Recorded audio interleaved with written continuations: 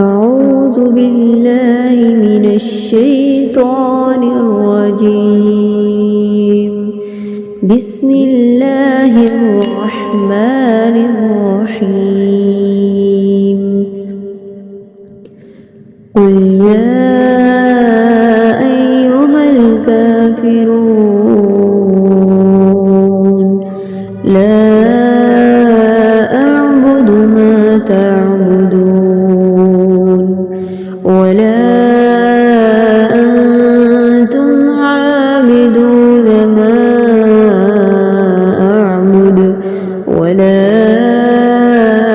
أنا عابد ما عبدتم ولا أنتم عابدون ما